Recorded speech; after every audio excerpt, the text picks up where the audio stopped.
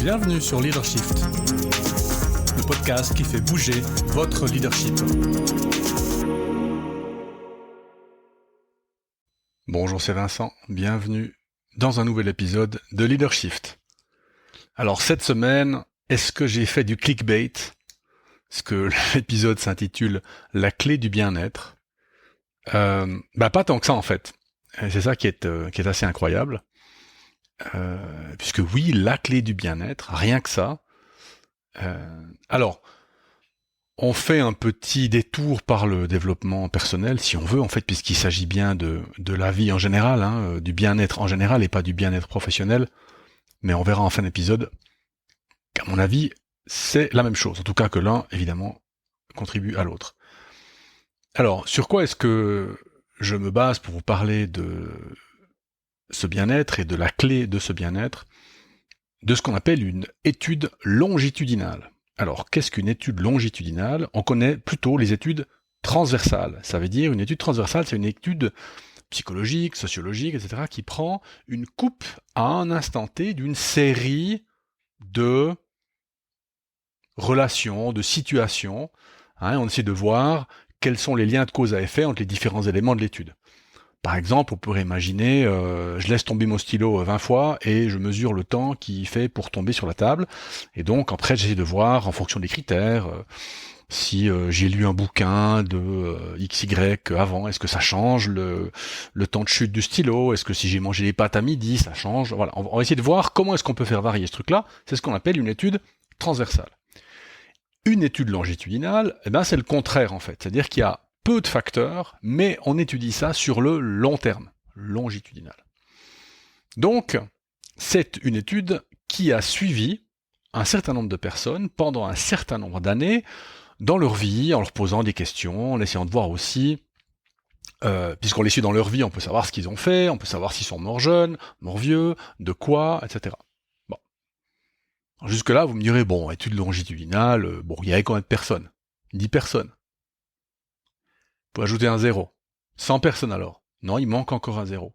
2000 personnes. 2000 personnes suivies. Vous me direz, longitudinal, ils ont fait 2 ans ? Non.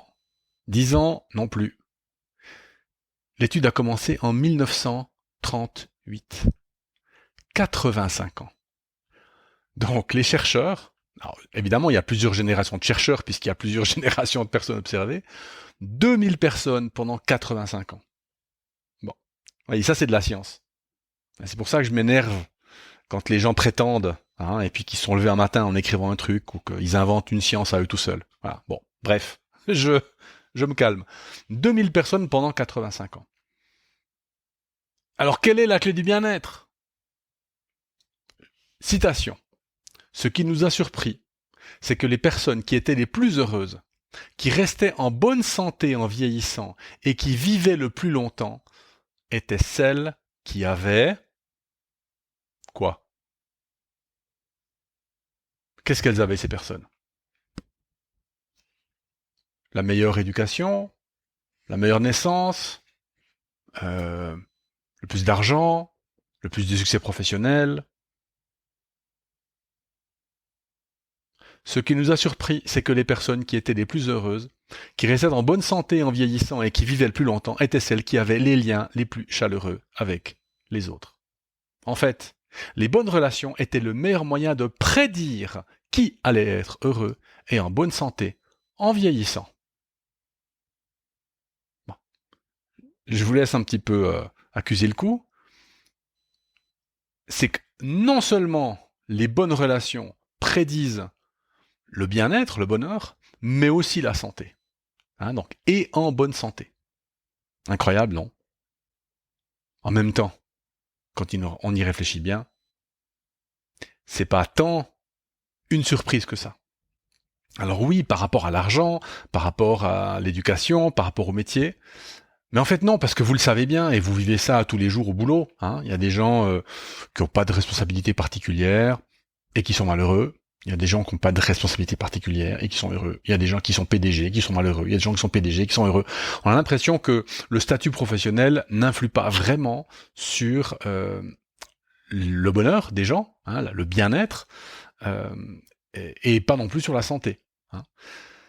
Donc voilà, ce que je vous propose pour la suite de cet épisode, c'est de prendre quelques citations de l'article que je vous mettrai en note de podcast. Évidemment, les auteurs de cette étude, ça vaut bien un bouquin, ils ont écrit un livre que vous retrouverez cité dans l'article en question, que si vous voulez acheter et lire, évidemment, vous pouvez le faire. Alors, première citation, ce que nous constatons, c'est que les preuves de réussite ne rendent pas les gens heureux. Alors, en anglais, c'est badge of achievement. Alors bon, j'ai traduit ça comme preuve de réussite. C'est un badge, c'est vraiment, vous voyez, surtout aux États-Unis. Hein, les États-Unis sont un pays qui, dans lequel le statut social compte beaucoup. Hein, le type de voiture, le type d'endroit où vous habitez. Alors pour nous, Suisses, c'est un peu bizarre parce que, alors oui, si vous habitez au bord du lac Léman à Nyon, oui, vous allez peut-être être plus riche que si vous habitez les Avanchers à Genève. Mais il y a beaucoup plus de mixité, alors que dans des pays comme les États-Unis, voire comme la France, le quartier est indicatif. Donc ces preuves de réussite peuvent être importantes, en tout cas on peut penser qu'elles sont importantes. Et en fait, dans l'étude, ils s'aperçoivent que ces preuves de réussite ne rendent pas les gens heureux. Ce n'est pas ça qui va rendre les gens heureux. Alors vous me direz, oui mais alors du coup, le consumérisme, tout ça, ben sans vouloir faire trop de philosophie ou trop de théorie de la conspiration, c'est un peu le mensonge consumériste. Ah, si tu pouvais juste avoir cette voiture, tu seras heureux. Bon. En tout cas, scientifiquement, il est clair, les preuves de réussite ne rendent pas les gens heureux. Deuxième citation. La solitude s'est accrue pendant la pandémie, c'est certain, mais avant la Covid, environ 1 personne sur 3 dans le monde se disait seule ou chroniquement seule. 1 personne sur 3. Donc vous allez au boulot, vous allez à la cafette, vous regardez, vous avez 20 personnes dans la cafette, et bien il y en a 7 qui peuvent se sentir seuls. Dans votre famille, vous êtes 4, il y en a 1 qui se sent seule, ou qui peut se sentir seule. Quand j'ai lu ce chiffre, j'étais absolument abasourdi. 1 sur 3. Et ça s'est pas amélioré avec la Covid. Bon, alors du coup, allez boire des cafés, invitez les gens, vous verrez plus tard pourquoi c'est important. Donc on parle de la solitude évidemment puisque ils disent que les bonnes relations sont le meilleur moyen de prédire qui est heureux et en bonne santé. Donc c'est le lien entre la densité de votre tissu social et votre santé.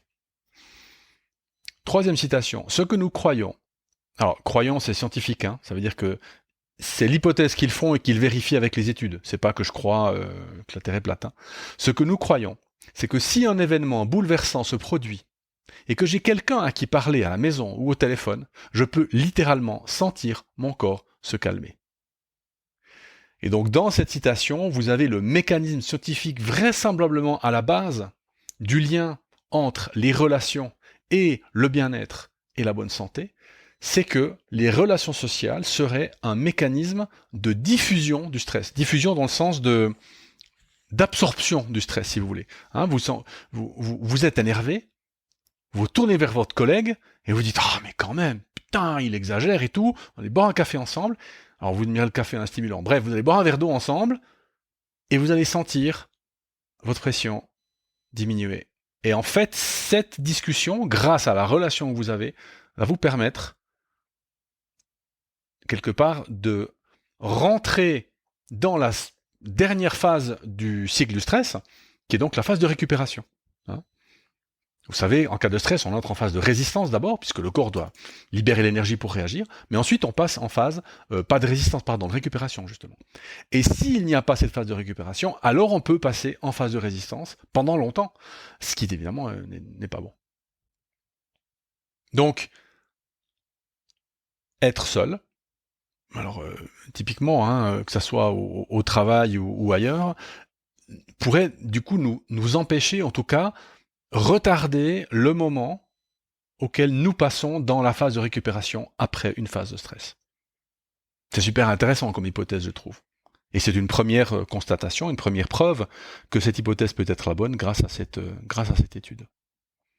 Donc, je parlais à midi là avec une personne qui me disait que dans son rôle, elle se sentait seule, mais elle était seule presque par nature. Eh bien, je me dis que voilà, c'est pas forcément une bonne chose. Quatrième citation. Cette idée de forme sociale, nous l'entendons comme une analogie avec la forme physique. La forme physique est une pratique continue. Je ne vais pas à la salle de sport aujourd'hui pour rentrer à la maison et dire « Bon, j'ai terminé, j'aurai plus jamais à faire ça ». En fait, il en va de même avec les relations. Il parle de social fitness. Pas fitness dans le sens de l'activité, mais de résultat de l'activité. Je suis en forme sociale. Ça veut dire que je passe du temps à développer mes relations sociales de la même manière que je passe du temps à marcher ou aller ou à faire du fitness. Et donc je trouve intéressant cette métaphore, et c'est peut-être plus qu'une métaphore, parce qu'effectivement, je pense que si nous passons du temps à nous mettre en condition sociale, d'avoir des relations sociales, d'avoir des loisirs avec des gens, eh bien ça peut nous aider à être en meilleure santé et à être plus heureux. Citation suivante. Personne n'est heureux tout le temps. Aucune vie n'est exempte de difficultés et de défis. La raison pour laquelle je dis ça est que, en particulier, avec les médias sociaux, où nous nous montrons les uns les autres ces vies filtrées, qui ne sont certainement pas toute la vérité de n'importe quelle vie, il est facile de regarder ces flux Instagram et de se dire, bien, tout le monde semble avoir compris la vie, et je suis le seul ou la seule qui ne le fait pas. Si je ne suis pas heureux tout le temps, alors je ne fais pas les bonnes choses. Ce que nous constatons en étudiant des milliers de vies, c'est qu'aucune vie n'est sans rebondissement ni défi. Je trouvais cette citation importante parce que elle est évidemment vraie pour nos vies, mais elle est aussi vraie pour nos vies professionnelles. Surtout en Suisse, où l'échec n'est pas nécessairement vécu comme une occasion de rebondir, mais comme un échec. Un échec, c'est la fin de quelqu'un. Je discutais avec une personne il y a quelque temps, qui me disait qu'à son avis, elle a été engagée parce qu'elle avait échoué.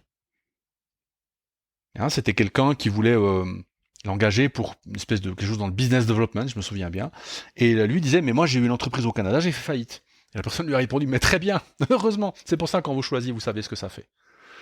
Donc, c'est pareil dans nos vies, c'est pareil dans nos vies professionnelles. L'échec est une occasion de rebondir, est une occasion de réfléchir, une occasion de se remettre en cause, et pas du tout, ne vous basez pas sur les flux LinkedIn des gens qui vous postent leur succès, ne vous basez pas sur les flux Facebook et Instagram, basez-vous plutôt sur ce que vous savez des vies des personnes autour de vous. Dernière citation. Il n'est jamais trop tard pour que ces choses se produisent pour vous.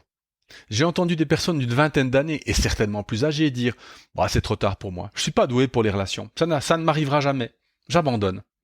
Dans notre étude, il y avait des gens qui abandonnaient, et puis, au moment où ils s'y attendaient le moins, de nouvelles choses se sont produites. Vous pourriez, vous, en écoutant ce podcast, vous dire les relations, c'est pas mon truc, je suis introverti, j'aime pas beaucoup les gens, ou c'est un facteur de santé, de bonheur, de bien-être. Et c'est possible. Et il ne faut pas beaucoup pour développer des relations avec les gens. Et c'est vraiment possible. Alors là, on sort de mon domaine. Là, vous pouvez... il y a certainement des livres, des ressources sur Internet, du développement personnel que vous pouvez faire. Peut-être aller voir un professionnel, une professionnelle qui vous aide à réfléchir sur pourquoi est-ce que vous avez des difficultés relationnelles, qu'est-ce que vous pouvez faire concrètement. Parce que c'est clairement, ce social fitness, une condition sine qua non, puis c'est un prédicteur, de bonheur et de santé. Alors au niveau professionnel, c'est évidemment pareil. Les relations renforcent, les relations soignent. Donc combien de temps par semaine est-ce que vous passez à soigner vos relations professionnelles? Combien de fois par semaine vous offrez un café à quelqu'un? Vous dites, allez, viens, on va manger ensemble. Vous voyez quelqu'un qui a de la peine dans le sens qui a des difficultés, qui râle, qui est pas bien, etc. Puis en plus, évidemment, si vous le faites pour d'autres, imaginez-vous bien que là, pareil, la réciprocité est un des éléments fondamentaux du groupe humain, donc les gens vont vous le rendre. Les gens vont le rendre. En parenthèse, je suis dispo pour un café. J'ai mis ça dans mes notes, je rigolais. Je l'ai écrit avec un petit smiley à la fin. Mais vraiment, combien de temps par semaine passez-vous à soigner vos relations professionnelles et plus largement, vos relations? Voilà, c'est avec ça que je vous quitte pour cette semaine et je vous dis à la semaine prochaine. Ciao.